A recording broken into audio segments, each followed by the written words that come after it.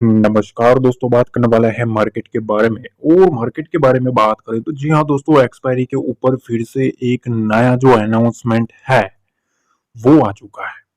अब चीजें क्या है, बहुत सारी अपडेट्स जो है जिसको आपको काफी क्लियर तरीके से समझना पड़ेगा। ठीक है, एक्सपायरी का जो कुछ भी सिनेरियो है वो हमारे सामने आ चुका है। फिर से बदलाव होने की जो चीजें है उसमें क्या चीजें आई है वो समझ लो। देखो, इक्विटी डेरिवेटिव एक्सपायरी का कंसल्टेशन पेपर जो है वो जारी हुआ है। ठीक है, और उसमें चीजें ऐसी है कि सेबी ने एक्सपायरी जो है वो मंगलवार या गुरुवार को रखने का प्रस्ताव दिया है। अब चीजें आपको पता है क्या चीजें है, मंडे से और फ्राइडे की। ठीक है, ये जो एक्सपायरी की जो चीजें है, सेबी का ऐसा कहना है कि भाई ये नहीं होनी चाहिए। ठीक है, आप कुछ भी करो, मतलब जो भी एनएससी बीएससी जो है, ठीक है, उनको एक प्रस्ताव दिया कि भाई आप कुछ भी करो पर ये जो चीज है उसको आप अच्छे से एडजस्ट करो। ठीक है, कि भाई मंगलवार या गुरुवार को रखने का प्रस्ताव दिया, जो कि एज इट इज जो पहले था। ठीक है, अब दूसरी तरफ एक और पॉइंट नंबर 3 ये है कि हफ्ते के पहले दिन ध्यान से समझना, सोमवार और आखिरी दिन शुक्रवार की एक्सपायरी नहीं होगी। ठीक है, जो मतलब सैटरडे और संडे, ठीक है, सैटरडे संडे मार्केट ऑफ रहता था और ऑफ रहने के बाद सीधा मार्केट खुलता था और वो मंडे को रहती थी एक्सपायरी। अब उसकी वजह से होता क्या था, बेसिकली पहली चीज तो वोलेटिलिटी के ऊपर इफेक्ट देखने को मिल रहा था। दूसरी तरफ जो प्रीमियम है, ठीक है, आप देख लेना, फ्राइडे को देखो, फ्राइडे को लास्ट दिन रहता था। ठीक है, उसके बाद सैटरडे और संडे समझो, उसके बाद जैसे ही मंडे आएगा एक्सपायरी शुरू हो जाएगी। तो उससे क्या होगा भाई, फिर से जो प्रीमियम है उसमें उछाल या एक स्ट्रक्चर वाइज अगर आपको देखेंगे तो इम्पैक्ट देखने को मिलेगा। तो सेबी नहीं चाहती कि भाई ये चीजें कंटिन्यू हो। ठीक है, और हफ्ते में एक दिन मुख्य इंडेक्स की एक्सपायरी करने की छूट है। ठीक है, मतलब मुख्य इंडेक्स मतलब बैंक निफ्टी है, निफ्टी है, सेंसेक्स है। ठीक है, तो मतलब जो मेजर इंडेक्सेस है, ठीक है, उसकी जो एक्सपायरी है वो हफ्ते में एक दिन की छूट दी जा रही है। अब देखो ये चीजें, आप पूछोगे क्या इफेक्ट करेगा, देखो बहुत सारा इफेक्ट होगा। ठीक है, क्योंकि अभी आपको पता है पिछले कुछ टाइम से ना, मतलब मार्केट में ऐसे रूल्स आ रहा है, हर बार रूल्स आ रहा है, जिसकी वजह से ना एक चीज आपको मैं बताऊं, इन्वेस्टर्स जो रहता है ना उसके जो एफ आई जो रहता है, ज्यादातर एफ आई जो रहता है ना, जहां फ्रीली जो काम कर सकता है ना, ठीक है, उनको वही मजा आता है। ये चीज ध्यान रखना। ठीक है, और हो सकता है सेबी कुछ ना कुछ ऐसा प्लान कर रही है कि आने वाले वक्त में ज्यादा से ज्यादा लोगों को हेल्प मिले। ठीक है, कि मतलब ये जो जो बनाया गया था ना पूरा जो मामला, कि भैया एक दिन ये एक्सपायरी, दूसरे दिन ये एक्सपायरी, वो सारा खत्म करो और पहले जैसा एज इट इज शुरू कर लो। ठीक है, अब दूसरी तरफ कल आपने देखा होगा मार्केट में जो भी मोमेंटम आया ना, उसमें एफआईआई ने रिकॉर्ड ब्रेक एक माल उठाया है। कितना उठाया पता है? 11,000 करोड़। जी हाँ, 11,100 करोड़ के आसपास की कल इनकी खरीदारी एक दिन की देखने को मिली थी। उसके सामने डीआईएस की 2500 करोड़ की खरीदारी देखने को मिली थी। कल एफआई और डीआई दोनों नेट नेट बायस रहे थे। पर एक चीज मैं आपको बताना चाहता हूं, आप इस आंकड़े को देख के अगर यूं समझ लेते हो कि भैया इतनी खरीदारी आई थी तो मार्केट में तो ये हो जाना चाहिए, वो हो जाना चाहिए। देखो, मेरा ऐसा मानना है कि ये जो चीज हुई है वो कहीं ना कहीं मार्केट में शॉर्ट को कवर करवाया गया है। ठीक है, शॉर्ट को कवर करवाया गया है, मतलब एफ की जो पोजीशन जो थी शॉर्ट साइड, ठीक है, उनको उन लोगों ने कवर किया है। क्यों किया है उसका मैं एक लॉजिक समझा देता हूँ। देखो, अब फाइनेंशियल ईयर जो आएगा उसमें इन लोगों को कुछ ना कुछ चीजें जो पोजीशंस होती है उसको लॉस में दिखानी होती है। ठीक है, वो लॉस में दिखाने का सारा खेल होता है, तामझाम रहता है इनका। ठीक है, ताकि उनके सामने टैक्सेस का कुछ बेनिफिट हो। ठीक है, तो ये चीजों की वजह से ये आप यू समझ लो कि मोस्टली इसमें शॉर्ट को कवर करने की ट्राई हुई है, हो गई है। ठीक है, मतलब जो भी शॉर्ट पोजीशन थी उसको कवर किया था। आज के ट्रेडिंग सेशन में भी अगर आपने देखा होगा मोमेंटम आया है अच्छा खासा।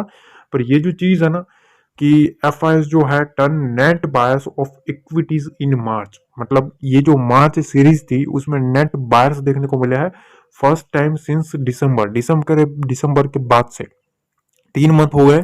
3 मंथ के बाद पहली बार ऐसा हुआ है कि भैया F I net net buyer हुए। ठीक है, तो ये एक चीज देखने वाली है कि फिर से क्या एफ आई जो है वो फिर से मोमेंटम करवाएगी हमारे मार्केट का। देखेंगे, वो आने वाला टाइम बताएगा। पर देखो जीडीपी का जो आंकड़ा था, ठीक है, वो आ चुका था। अब उसमें हुआ क्या, बेसिकली एक्सपेक्टेड कितना था 2.30%, एक्चुअल आया कितना वो आप देखो। ठीक है, 2.40%, मतलब जो एक्सपेक्टेड था उससे यहाँ अच्छा आया। प्रीवियस जो डाटा था वो 3.10% था। ठीक है, अब चीजें क्या हुई, कल आपने देखा यूएस मार्केट एक स्ट्रांगली मोमेंटम देखने को मिल रहा था, रेड में चल रहा था। ठीक है, तो वहां एक अनसर्टेनिटी अभी देखने को मिल रही थी, पर अभी अगर हम देखें तो एक स्टेबल सा माहौल वहां देखने को मिल रहा है। ठीक है, दूसरी तरफ एक चीज और है ग्लोबली में। ग्लोबल में अगर हम आज के ट्रेडिंग सेशन का देखें तो नेके में 700 पॉइंट के आसपास का एक फर्दर बड़ा फॉल देखने को मिला है। ठीक है, ऑलमोस्ट 2.2% के आसपास का एक फॉल देखने को मिला है। इसका रीजन क्या है पता है? रीजन मैं आपको समझा देता हूँ। इसका रीजन है ऑटो। ठीक है, ऑटो में जो टैक्स का जो सिनेरियो बना उसके बाद वहां थोड़ा मामला गड़बड़ होता हुआ देखने को मिला है। ठीक है, अब दूसरी तरफ यहाँ हमारे मार्केट में आरबीआई का एक मेजर इवेंट आने वाला है, ये चीज ध्यान रखना। ठीक है, 8 तारीख के आसपास। ठीक है, 8 अप्रैल के आसपास यहाँ एक मेजर इवेंट आएगा, और ये जो इवेंट है वो बहुत ही ज्यादा हाई इवेंट रहेगा। ठीक है, और एक ही दिन में एक चीज ध्यान रखना, एक ही दिन में एफओएमसी के आउटकम्स भी आएंगे। ठीक है, तो ये बहुत ही तगड़ा एक इवेंट है, और इसमें कुछ बातें ऐसी चल रही है कि मार्केट में 25 बेसिस पॉइंट की कट जो है, ठीक है, उसकी जो होप है वो मार्केट में चल रही है। मतलब एक फर्दर रेट कट आने की संभावना है, ऐसा कुछ निष्णांतों का मानना है। पर हमें ये नहीं भूलना चाहिए कि उसी दिन एफओएमसी के आउटकम्स भी आने वाले हैं, तो थोड़ा सा भी ट्रैप नहीं होना है, ऐसा मेरा मानना है, क्योंकि इसमें सबसे ज्यादा ट्रैपिंग चलती है। ठीक है, तो ये चीज ध्यान रखना, हमारा जो डोमेस्टिक जो है इवेंट आरबीआई का वो तो है, पर एक ग्लोबली इवेंट भी हमारे सामने है। ठीक है, तो उससे पहले पहले मेरा ऐसा मानना है, कुछ अगर हम देखें तो अपनी जो पोजीशंस है, ठीक है, उसको थोड़ा स्टेबल करके ही चलना चाहिए। ठीक है, ऐसा मेरा मानना है कि भाई स्टेबल करके चलो, ओवर एग्रेसिव मत चलो, क्योंकि अभी भी इन भाई साहब का एक मेजर जो रुख है वो हमें देखना पड़ेगा। ठीक है, आज के दिन देखो ये जो मोमेंटम आया है सेंसेक्स में, मैंने आपके साथ डिसाइड किया था जब मार्केट फॉल कर रहा था ना, मैंने आपको एक रेंज बताई थी। ठीक है, यहाँ आप देखो जब मार्केट फॉल कर रहा था मैंने आपको एक चीज बताई थी कि सेंसेक्स में अब इधर शॉर्ट करने वाले सावधान रहे, एग्रेसिव शॉर्ट से बचे। कब बताया था? देखो मार्केट 77,262 के आसपास खड़ा था।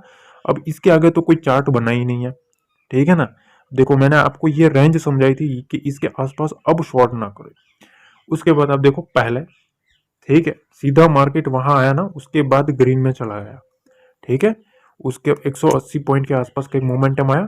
दूसरी बार भी मार्केट आया, अब देखो दूसरी बार भी मार्केट उसी रेंज के आसपास आया, फर्दर फॉल, उसके बाद फिर से मार्केट को वहां से उठाया गया, और तीसरी बार भी मार्केट आया। और तीसरी बार आप देखो क्या चीजें हुई, पहली बार, दूसरी बार और तीसरी बार में यहां से एक स्ट्रॉन्ग जो मोमेंटम है, ठीक है, वो आपको फर्दर आता हुआ देखने को मिला। तो ये जो चीज है, ठीक है, वो आपको बिल्कुल फ्री में मैं आपको टेलीग्राम पे अपडेट करता हूँ।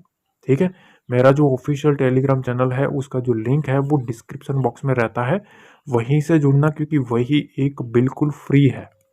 ठीक है, कोई भी पेड सर्विस नहीं है, कोई भी पेड कोर्स नहीं है, आपके जेब से एक चवन्नी भी नहीं जाएगी। वहां कोई भी पेमेंट का भी लिंक नहीं है, ये चीज ध्यान रखना। बिल्कुल फ्री है, और यहाँ आप देख सकते हो 90,000 से ज्यादा लोग जुड़ चुके हैं। आप भी जुड़ सकते हो, जुड़ना है तो जुड़ो, वरना कोई बात नहीं है। पर ऐसी जो सॉलिड जो चीज है ना, वो आपको पेड में भी नहीं मिल सकती, इतना मैं दावे के साथ कह सकता हूँ। ठीक है, ये जो सारी चीजें आपको समझ में आती है भाई, चार्ट बनने से पहले आप समझो क्या चीजें बोली जाती है कि भाई ये यहाँ से शॉर्ट मत करे। ठीक है, और उसके बाद क्या होता है देखो, देख लो, आपके सामने है ना रिजल्ट। तो ये चीज़ें हैं, मेक श्योर चैनल को सब्सक्राइब जरूर कर लेना, वीडियो को लाइक जरूर कर लेना।